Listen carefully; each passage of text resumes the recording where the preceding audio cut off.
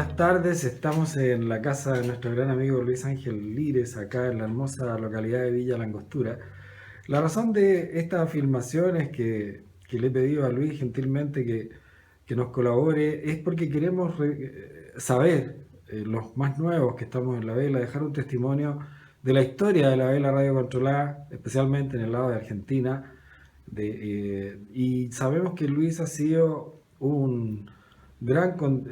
ha tenido una gran contribución a nuestros hobbies desde hace muchos años. Entiendo, Luis, que de los Sí. 4 años partiste en esto. A los 4 años empecé con el barco que me había regalado mi padrino, que lo tengo acá, que después te lo voy a dar para que lo veas. Y bueno, ahí empieza el gusto y el hobby de estar haciendo los barquitos. Ocurre que, bueno, esto es una actividad que empieza en el año 39, a mí me lo regalan en el año 47, yo tenía 4 años. Y entonces ya había una cantidad de participantes en la pileta, corriendo regatas, todos eran gente mayor, el promedio, por lo que yo tomo como datos de otro gran amigo, que ha hecho unas notas de José Di Fulvio sobre la historia de esto, en el que se decía que las regatas eran del grupo de los Thanos, porque todos eran italianos, que el promedio era casi 70 años. Lo tenías a Carmiña, Gersi, a Sariti y algunos otros más que puedo nombrártelos, que eran todos de 80 años, 60, 70 años, y fueron llegando gente nueva con ganas de hacer barcos para ganarles a ellos. ¿Qué clases corrían en esos tiempos? Era una clase de 75 centímetros que después la llevaron a 65 centímetros. Un tal Saavedra, con el cual me ha tocado competir, hizo uno de 50. Y Garci le decía que tenía que hacerlo un poco más grande para que se portara mejor en el agua. Y ahí nace el de 65 centímetros por la idea de Garci. Por eso es el G del RG. Mira. ¿No es cierto? O sea, esos eran todos a timón braine, timón de viento, se ponían en una punta de la pileta y vos no podías tocarlo más de 3 veces cuando el barco iba hacia los costados, o sea que había que preparar el timón braine, que era un timón que tenía, no es ese, después eso vas a ver, era como un triángulo que tenía en la popa tomado al timón y las escotas iban cruzadas. Cuando la vela cargaba con una goma, cuando la escota cargaba mucho, tensionaba el timón para la banda contraria. Entonces el barco se equilibraba. Pero por supuesto era quien lo podía poner mejor. En una cosa tan chiquita, en los barcos grandes, yo tengo todos los manuales de ese tipo de timones, ¿no es cierto? Ocurre que cuando se hace la RG, ya todos tomaban los barcos en esa medida. El puntal era 20 centímetros máximo, ¿no es cierto? O sea, era un calado muy reducido para el barco, nada que ver con lo que nosotros hoy conocemos del RG. Claro. Después, cuando vos puedas ver este barquito y le saques una foto, te vas a dar cuenta. Ahora, eso fue evolucionando muchísimo y en el año 70, en la década del 70, Raúl Landó se le ocurrió que le podía colocar un equipo de radio a un barco de estos, a un 65 centímetros.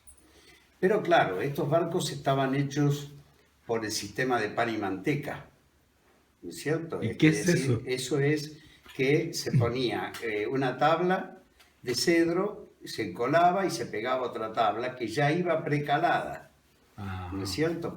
Después para que diera la parte hueca del casco. Perfecto. ¿No es cierto? Algunos barcos eran muebles, porque colocaban una tabla de cedro y una de pino blanco. Y vos lo veías el barco, eran muebles, realmente eran cosas... ¿Y de qué peso tenían más o menos?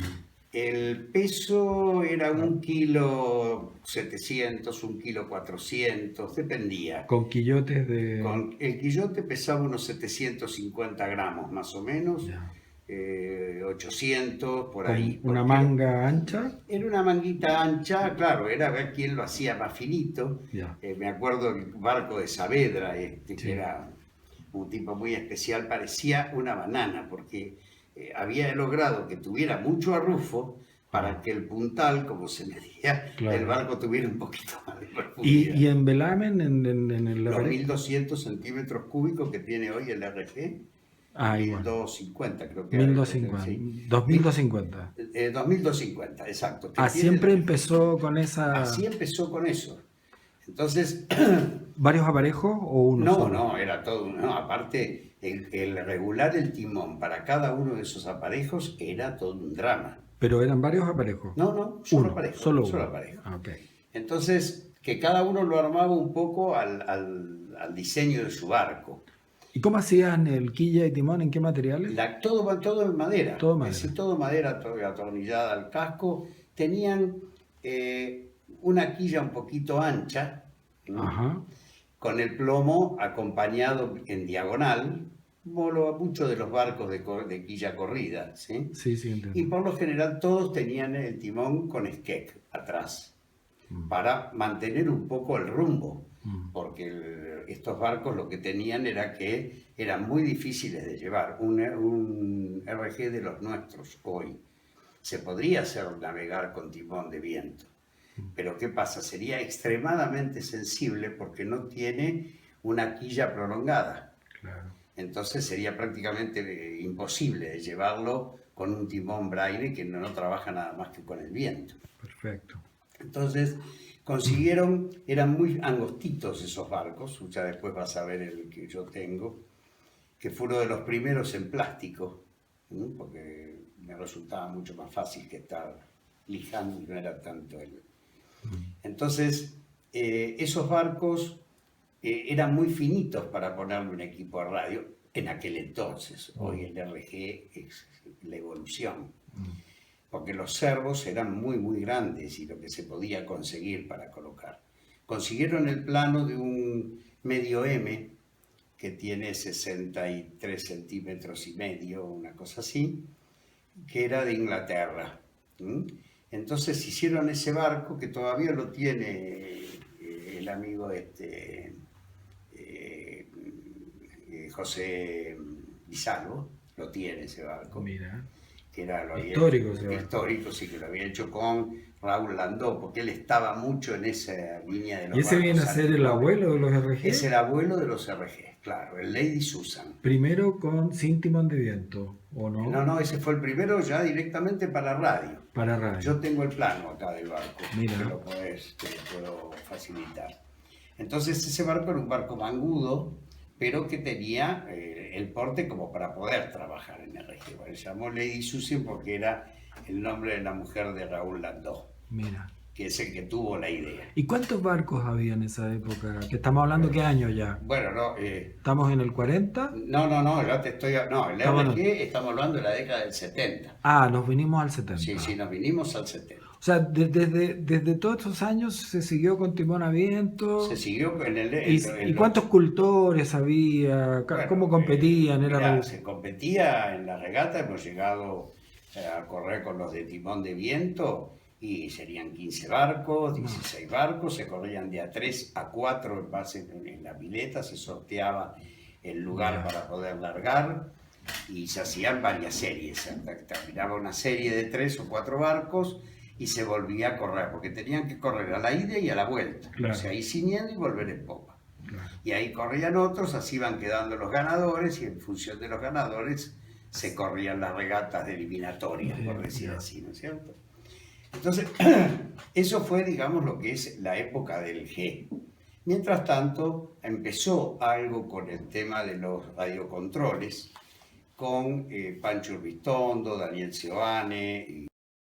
Las radios en esa época se usaban para autos. Se usaban para aviones. Para aviones. Para aviones, que era un hobby muy caro. Los Claro. autos eran muy poco, prácticamente no existían. lanchas y para esas cosas. 75 eran radios de frecuencias de 75, No, ¿no? frecuencia 27, frecuencia Ah, 72, que después apareció la 75. mira, Eso ya, bueno, eso yo lo llevaría ya cuando estemos hablando de la parte radio pero ok, completa, ¿no es ok. cierto? Entonces en el RG, digamos que es el que estamos empezando a hablar, este barco se hizo, funcionó bárbaro, fue una alegría enorme, y ahí empezaron a construirse barcos, entre los cuales estaba Ernesto Bettinotti, que trabajaba muy bien con los plásticos, y después estaba Mario González también, que en definitiva creo que construyó el 90% de los barcos que hay o que hubo Mm. hasta el 90 por lo Yo menos. tengo un Uli de él. Por eso. Sí, Por eso te digo, por ahí tengo una foto de Mario. sí, O sea que reconozco que él fue el que hizo todos los barcos. Los míos, todos. Y los de casi el 90% de todos los que estuvieron flotando fueron de Mario González. mira. Él trabajaba muy bien la fibra. No, era una maravilla. Muy bien la Yo fibra. tengo las matrices Sí. y cosas que eran imposibles. Él terminaba de moldearte un M, ¿no es cierto? Porque él lo hacía en su departamento chiquito, en su habitación, y terminaba de limpiarse con un trapito la yema de los dedos. No había manchado nada, ni había ensuciado nada. Claro. Yo cuando preparo algo hago un enchastre total. Sí, las señoras nos echan de la casa. Sí, mi señora no le pregunte porque te va a dar el dato de lo que puedo llegar a hacer. Así que bueno, de ahí empezaron a ver los diseños, tratar de mejorarlo, porque ese barco no era el más lindo. Y bueno, empezaron a hacerse modelos mucho más interesantes. Fíjate que en esa época estaba Roberto Rovere, que es un diseñador de barcos grandes, con el cual yo corrí 4 veces a Río en un diseño de él. En los grandes. De los grandes, claro. Yo tengo un barco de Roberto Rovere, diseñado por Rovere, que era de un amigo, Gilardi. Y apareció él, después apareció, ¿cómo se llama? Horacio Boleta, otro que había hecho un barco muy llamativo acá que se llamaba Capricho, un barco grande, y todo a consecuencia, vos escuchás lo que contaba Rovere, y todo a consecuencia de las experiencias tomadas en el yate modelismo, esas cosas que la podían inventar y funcionaban. O sea, el yate modelismo fue casi una suerte de colaboración para mejorar el diseño de los grandes. Claro. Eran maquetas casi, ¿no? Claro, lo que pasa es que ocurre algo. Cualquier diseño que se haga para algo que funcione en el agua, después eso puede trasladarse al tamaño que corresponda. Escalado. No solo el calado, sino escalado. Escalado.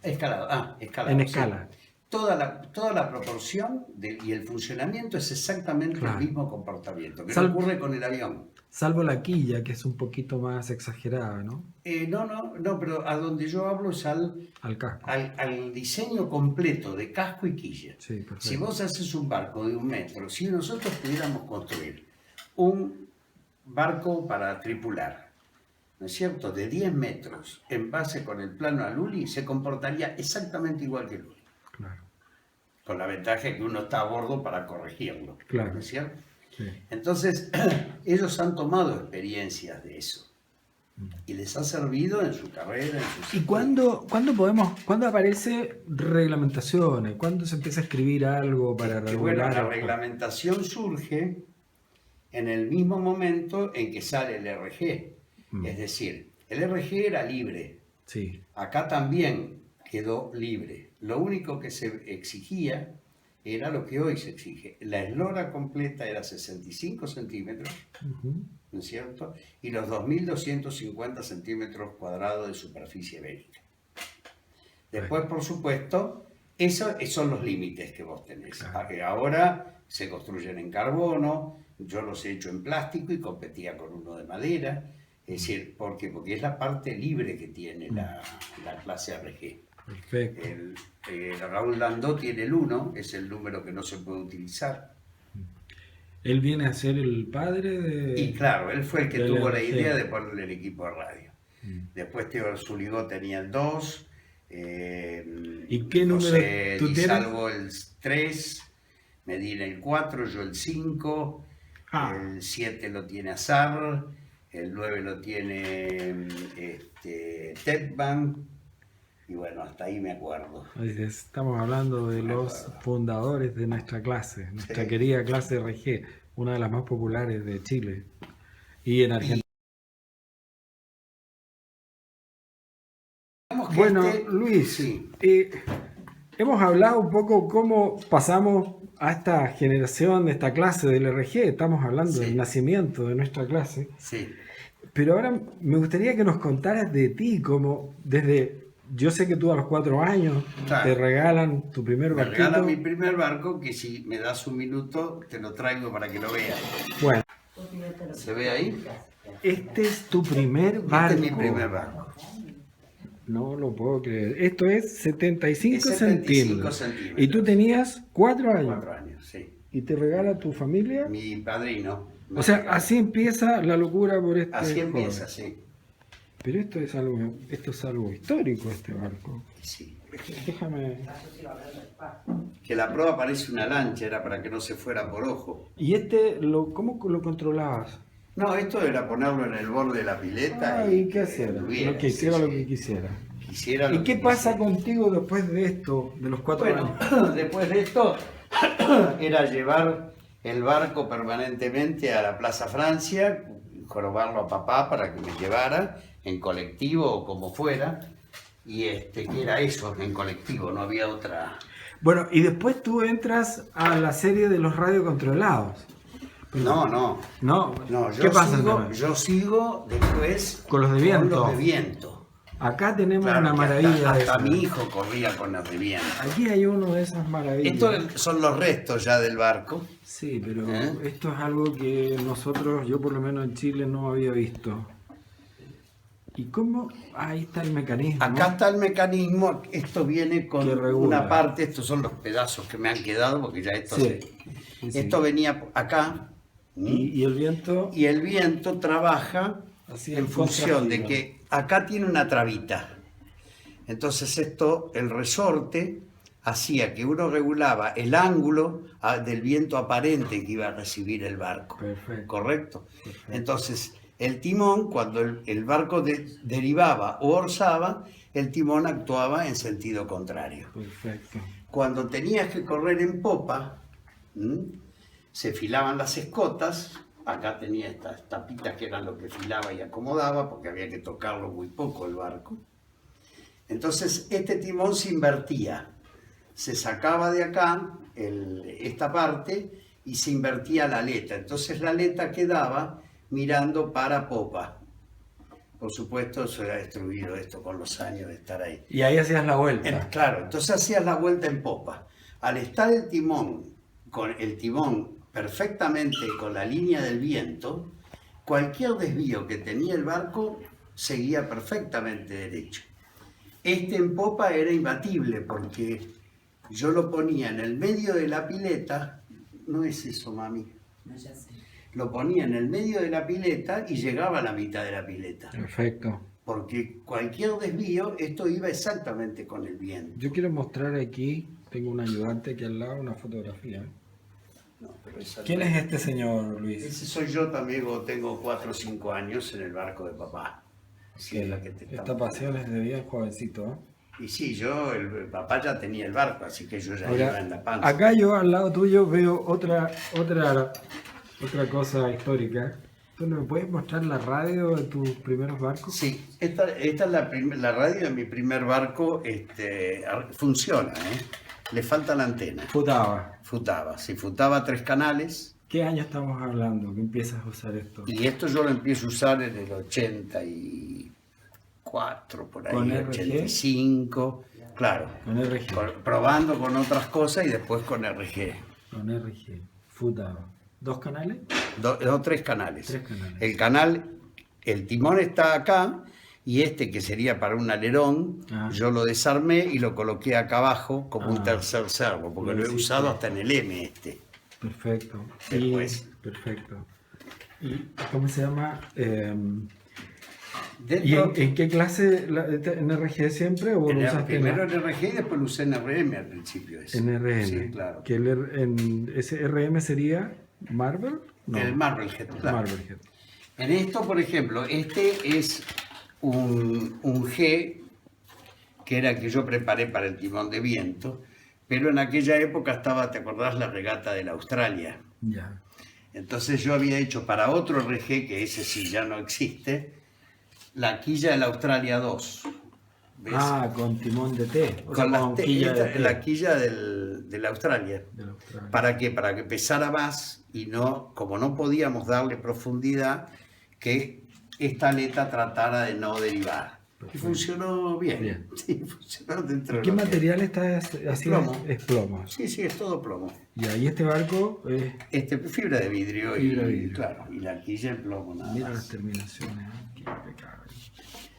Sí, esto está muy, muy deteriorado. Y de ahí te dedicas al RG fundamentalmente. Claro, de ahí me dedico al RG primero, fundamentalmente, diseñando barcos y haciendo los barcos, porque a mí me gustaba diseñarlos. Bueno, en realidad. yo te quiero contar que hace un tiempo atrás tuve el privilegio de entrevistar a otro grande de la vela RG en Brasil, Antonio Badalá, Bah, sí. uno de Gran los amigo. padres del Es el 1M padre de Uli. Uli. Es el padre de Pero Uli. tú casi fuiste papá del Luli y también eres un poco el tío del Luli. Cuéntame un poco más de esa clase. No. En realidad, el tema con el Uli surgió a raíz de que nosotros, porque la historia es que la Argentina estaba muy centrada en lo suyo, no había una parte internacional, no había relación internacional en el yate modelismo. El Club Argentino de Yate Modelismo tuvo un crack en un momento dado, en el cual se formó una nueva comisión y ahí empezamos a trabajar mucho sobre el M. Hemos llegado a tener 25 M's en el agua. Como yo decía, los hacíamos un poco así, a cortapluma, hasta que empezaron a llegar las tecnologías de Europa y de Estados Unidos, y entonces ya se hizo prohibitivo el M. Todo esto surge a raíz de una regata en que Chango, yo le invito a Chango a que venga a correr a Río conmigo en el Nora.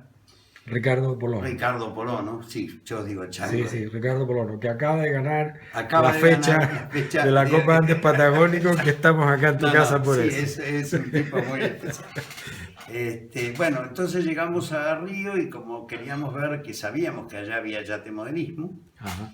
ese sábado nos fuimos a la Laguna Freitas a tratar de conocer a alguien. Llegamos allá con un taxi y nos dijeron que no, ese día no, el domingo venía.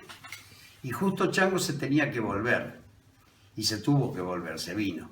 Y yo el domingo fui allá a la Laguna Freitas y ahí lo conocí a Luis Gómez. Luis Gómez, un personaje muy especial que corría en Star y todo eso, le interesó muchísimo esta relación y ahí empezamos lo que es la relación internacional de Argentina en el inserción de Argentina en el yate modelismo. Ajá.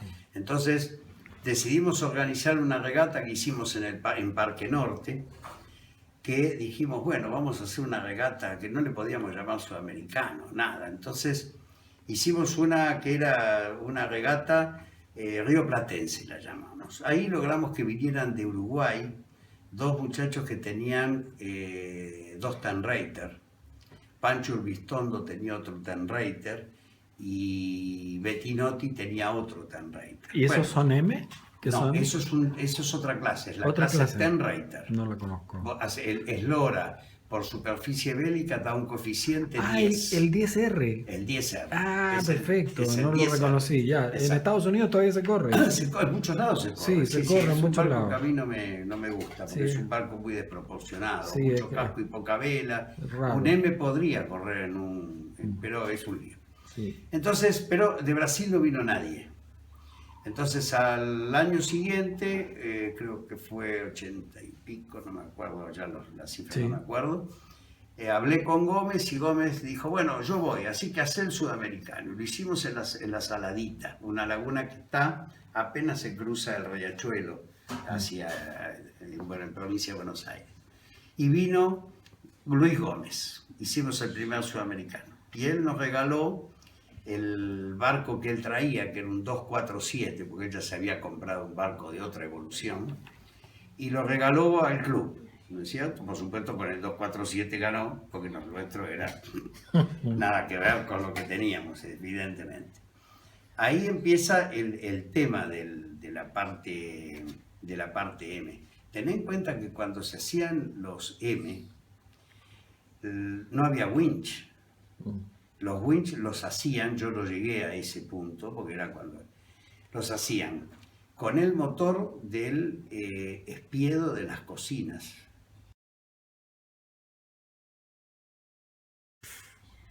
Y era un tren de engranaje que tenía unos 10 centímetros y lo perforaban, una caja de velocidad de ese mismo sistema de cocinas. Y eso era, y tenía switch, o sea, era todo o nada. O sea, que lo único que podían hacer era que caminara y tocaba el switch y paraba. No, era... y pesaban, eran horribles. Pero bueno, pero con eso se empezó. Hasta que después llegó el servo Futaba y todo lo demás, que bueno, la evolución que hizo que tarde o temprano el M resultara prohibitivo. ¿Te das cuenta? Y ahí es cuando, para volver al tema del... Ser lo alcanzable. Claro, de lo alcanzable, en el 87, 88 creo que fue, cuando fuimos a correr el Sudamericano a Porto Alegre, ya veíamos que la cantidad de participantes, tanto argentinos como brasileños, iba mermando. Chile no estaba todavía en el tema, y ahí se empezó a ver qué podíamos hacer para continuar con todo esto. Entonces, Badalá había diseñado un metro, que era el IOM, ¿no es cierto?, que es hoy actualmente el Uli, y había otro barco de Bantock.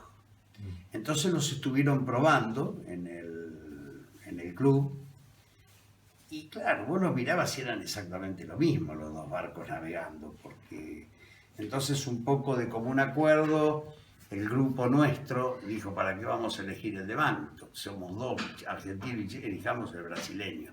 Y ahí salió el barco de Badalá, que es el guión de hace 30 y pico de años. Claro, claro.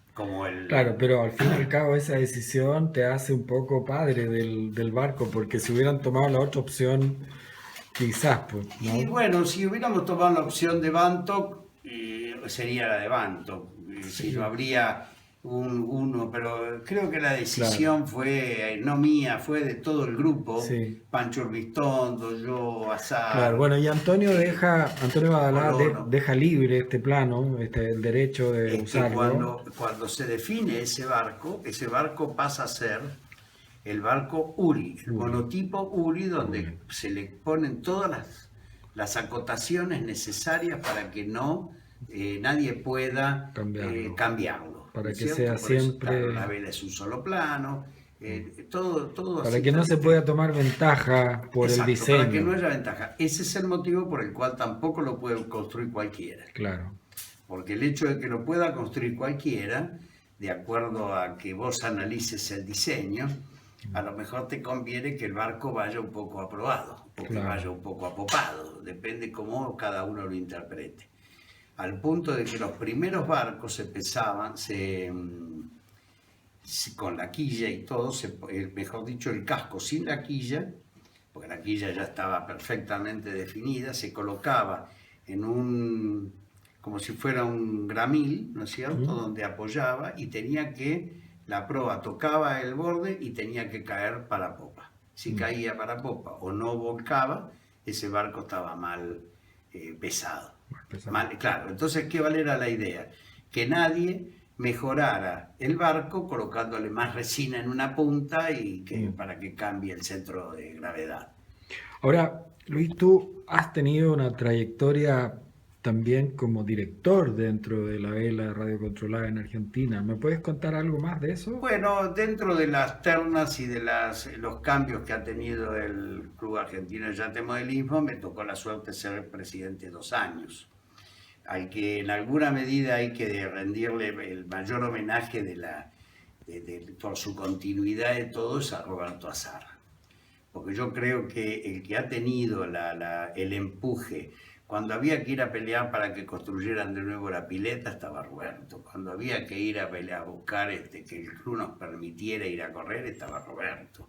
Así que, esto ha sido un grupo muy grande que se ha ido complementando y ha llegado a lo que es hoy el club, ¿no es ¿Y cierto? dónde Va el club aparece Chile en actividad. esta historia? ¿Cuándo entra Chile a Y meterse en que esta pareja? queríamos de todos modos que alguien entrara, ¿viste? Si resulta que eh, un día viene Rolf Koster. Rolf Koster, el famoso Rolf, y se va a correr una regata, unas carreras, no sé cómo le llaman, Regata. de planeadores en La Plata. Sí. Y ahí hay un muchacho que, un experto en aluminio, y dice, che, pero ustedes nunca vieron los barcos, nunca tuviste algo así. Bueno, fue suficiente para que lo llevara a verla, porque justo teníamos un sudamericano allá. Ah, Entonces va a ver los barcos, le encantan los barcos, y estamos dijo, hablando me voy de a... los Uli. Del Uli, me llevo no, de los M, De los M. claro. Ah, había Ahora campeonatos me de mataste. M. Era M, claro, era M. de M. Entonces le encantó y bueno, dijo yo quiero uno y después, ahí tengo una confusión. Yo no me acuerdo si era un sudamericano de Uli o de M, pero Está la bien. cuestión que se entusiasmó y Roberto le dijo, bueno, te vamos a hacer el barco, pero vos lo tenés que venir a buscar acá a Buenos Aires a la regata de Ya. Parque Norte, y ahí fue que se llevó el barco y ahí es donde todos ustedes empezaron porque me quemó Porque la Rolf, cabeza. Me claro, quemó la y cabeza. Rolf empezó a levantar adeptos y ha hecho un poco lo que algunas de las personas que tú has mencionado en este relato Claro, es que esto hicieron, es eso, él es hizo en eso, Chile. ¿viste? Sí. Es la continuidad, el hecho de que todos en alguna medida pongan su granito de arena, porque es la única forma de que esto puede Sí, bueno, yo funcionar. ahora te quiero molestar, primero agradecerte toda No, por favor. esta oportunidad de conocer de primera mano de alguien que tiene la historia, la vivió completa. Si nos pudieras permitir entrar a tu taller y ver algunas fotografías y agregarlas a este registro Sí, histórico sí, con todo para ver gusto. algunas de las maravillas que se construían en esa Sí, época, con todo donde gusto. no había Hobby King, ni todos No, no estos había nada, recursos de no, no, internet, no, no. ni todas las cosas que hoy día tenemos, Todas las ¿sí? cosas así Así que como lo vamos, ves. vamos al taller o como tú Sí, bueno, nos quieras mostrar y te voy vamos a filmar trayendo. algunos de las maravillas que están aquí en tu casa. Pero tanto. Vamos.